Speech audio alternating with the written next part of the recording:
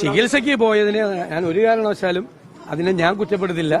ചികിത്സയ്ക്ക് പോകണം, അതേ അസുഖം ഭേദമായി എല്ലാ അസുഖങ്ങളും മാറി തിരിച്ചു വരണം എന്ന് തന്നെയാണ്. ഞാൻ ഇന്നലെ അദ്ദേഹത്തെ വിളിച്ചിരുന്നു, പോയി തിരിച്ചു വരട്ടെ എന്ന് പറഞ്ഞു. അതിനകത്തൊന്നും ഞങ്ങൾ കുറ്റപ്പെടുത്തില്ല.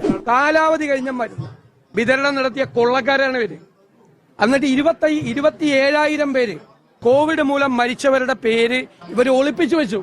തെരഞ്ഞെടുപ്പ് കാലത്ത് ലോകത്ത് ഏറ്റവും നന്നായി കോവിഡിനെ നിയന്ത്രിച്ച സംസ്ഥാനം കേരളമാണ് എന്ന് PR പ്രൊപ്പഗാൻഡ നടത്തിയ ആളുകൾ ഇപ്പൊ അതേ പ്രൊപ്പഗാൻഡ തന്നെയാണ് നടക്കുന്നത്. ഏറ്റവും കൂടുതൽ പകർച്ചവ്യാധികൾ ഉള്ള സംസ്ഥാനം കേരളമാണ്. കേരളത്തിലെ സർക്കാർ ആശുപത്രികളിൽ മരുന്നില്ല. മെഡിക്കൽ കോളേജിൽ ഉൾപ്പെടെയുള്ള സ്ഥലത്ത് സർജിക്കൽ എക്യുപ്മെന്റ്സ് ഇല്ല. 1100 കോടി രൂപ ഇപ്പൊ കൊടുക്കാനുണ്ട് government medical services corporation.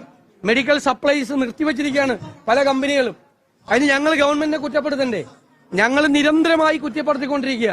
Doctor Haris വന്ന് ഞങ്ങൾ പ്രതിപക്ഷം പറഞ്ഞ ആരോപണത്തിന് അടിവരയിട്ടു.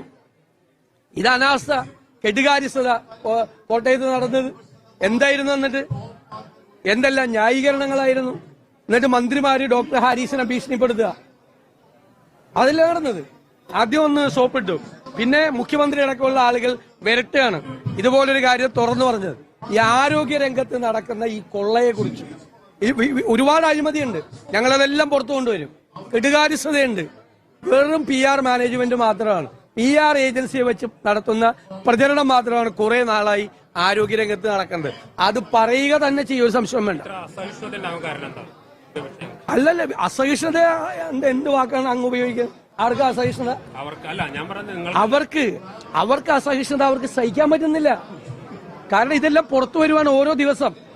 ഞാൻ നിയമസഭയുടെ റെക്കോർഡ് ഞങ്ങൾ ഇതെല്ലാം പറഞ്ഞാണ്. ഇപ്പൊ പുതിയതായിട്ട് പറയുന്നതല്ല. നിയമസഭയ്ക്ക് അകത്തു പറഞ്ഞു, പുറത്തു പറഞ്ഞു. ഞങ്ങൾ സമരങ്ങൾ ചെയ്തു. കോഴിക്കോട് മെഡിക്കൽ കോളേജിലേക്ക് സ്ഥിതി എന്താ?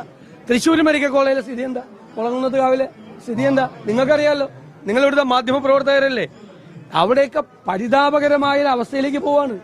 മരുന്നില്ല. ആശുപത്രിയിൽ സർജറി നടത്താൻ പോകണമെങ്കിൽ കത്രിക മേടിക്കണം, സർജിക്കൽ എക്യുപ്മെന്റ് മേടിക്കണം, നൂല് മേടിക്കണം, പഞ്ഞി മേടിക്കണം. പഞ്ഞിയില്ല പല ആശുപത്രിയിലും. പാരസെറ്റമോൾ ഇല്ലായിരുന്നു കുറെ ആശുപത്രിയിൽ. ഇപ്പോഴല്ല, കുറച്ചു നാൾ മുമ്പ്. പല വാക്സിനും ഇല്ലായിരുന്നു. ഒരു കമ്പനിയും സപ്ലൈ ചെയ്യുന്നില്ല. കാരണം കോടിക്കണക്കിന് രൂപ അവർക്ക് കൊടുക്കാനുണ്ട്. അതിനെക്കുറിച്ച് എന്താ ഒന്നും പറയാത്തത്? ഞാൻ പറഞ്ഞല്ലോ, കഴിഞ്ഞ വർഷം 934 കോടി രൂപ വേണമായിരുന്നു. ആദ്യം 356 കൊടുത്തു, പിന്നെ 150 കൊടുത്തു. ബാക്കി കൊടുക്കാനുള്ളത് 424.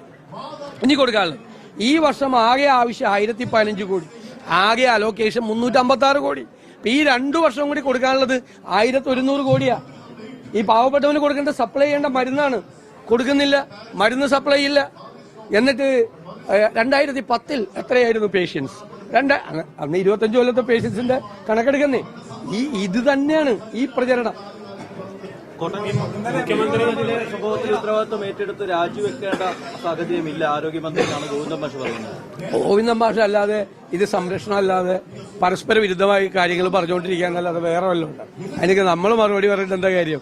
എല്ലാവരുടെയും മുമ്പിൽ ആരോഗ്യവകുപ്പ്, ഞാൻ പറയാം, ആരോഗ്യവകുപ്പ് വെന്റിലേറ്ററിലാണ്. ആരോഗ്യമന്ത്രി കുറ്റവാളിയായി നിൽക്കുകയാണ്. എന്നിട്ട് ഇതിനെല്ലാം വില കുറഞ്ഞ രീതിയിൽ ന്യായീകരിക്കുകയാണ്. അവർ ചെയ്യുന്നത് തെറ്റാണ്. നിരന്തരമായ തെറ്റുകൾ ചെയ്തുകൊണ്ടിരിക്കുകയാണ് അവർ ഇക്കാര്യങ്ങൾ ശ്രദ്ധിക്കുന്നില്ല. നിങ്ങൾ ഇടതുപക്ഷ സഹയാത്രികരായ ഡോക്ടർമാരോട് ചോദിച്ചു നോക്ക്. അവർ നിങ്ങളോട് സത്യം പറഞ്ഞു തരും എന്താണെന്ന്. ഇടതുപക്ഷ സഹയാത്രികരായ ഡോക്ടർമാർ ഇവർ വിളിച്ചു കൂട്ടുന്ന മീറ്റിങ്ങിന് പങ്കെടുക്കുന്ന ഉദ്യോഗസ്ഥന്മാരോട് നിങ്ങൾ വിളിച്ചു എന്താണ് അഭിപ്രായം എന്ന്. അത് എല്ലാവർക്കും അറിയാം. പിന്നെ ഇവരെ സംരക്ഷിക്കാനുള്ള പ്രത്യേക സംവിധാനം പാർട്ടിയിലുള്ളതുകൊണ്ടാണ് ഇങ്ങനെ നിൽക്കുന്നത്. ഉറപ്പായിട്ട് രാജിവെക്കണം എന്ന് തന്നെയാണ് ഞങ്ങളുടെ ഡിമാൻഡ്. രാജിവെക്കണം. അത് അദ്ദേഹം ചെക്കപ്പിന് വേണ്ടി പോയിരിക്കുകയാണ്. ഞാൻ അദ്ദേഹത്തെ വിളിച്ചത്.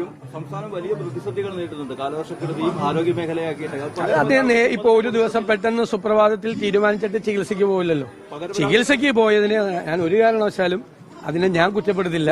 ചികിത്സയ്ക്ക് പോകണം, അതേ അസുഖം ഭേദമായി എല്ലാ അസുഖങ്ങളും മാറി തിരിച്ചു വരണം എന്ന് തന്നെയാണ്. ഞാൻ ഇന്നലെ അദ്ദേഹത്തെ വിളിച്ചിരുന്നു, പോയി തിരിച്ചു വരട്ടെ എന്ന് പറഞ്ഞു. അതിനകത്തൊന്നും ഞങ്ങൾ കുറ്റപ്പെടുത്തില്ല. ചികിത്സിക്കാൻ ഒരാൾക്ക് അസുഖം വന്നാൽ അത് ചികിത്സിക്കാൻ പോകുന്നതിന് ഞങ്ങൾ കുറ്റപ്പെടുത്തില്ല. അത് അവര് തീരുമാനിക്കേണ്ടതല്ല. അവരുടെ ഗവൺമെന്റ്, മുഖ്യമന്ത്രിയും പാർട്ടിയൊക്കെ തീരുമാനിക്കേണ്ട കാര്യമല്ല. ഞങ്ങൾ അതിനെക്കുറിച്ചൊരു അഭിപ്രായം പറയാനില്ല. ഇനി ഉണ്ടെങ്കിൽ എന്താ കാര്യം ഇവിടെ? സർക്കാരില്ലായ്മയാണ് ഇവിടുത്തെ പ്രധാനപ്പെട്ട കാര്യം. പ്രതിപക്ഷത്തിന്റെ ഏറ്റവും പ്രധാനപ്പെട്ട ആരോപണം നിലമ്പൂർ ഉപതെരഞ്ഞെടുപ്പിൽ എന്തായിരുന്നു? ഞങ്ങൾ ജനങ്ങളുടെ മുമ്പിൽ വെച്ച എന്താ? സർക്കാരില്ലായ്മ. എവിടെയാണ് സർക്കാരിന്റെ ആവശ്യം വേണ്ടത്?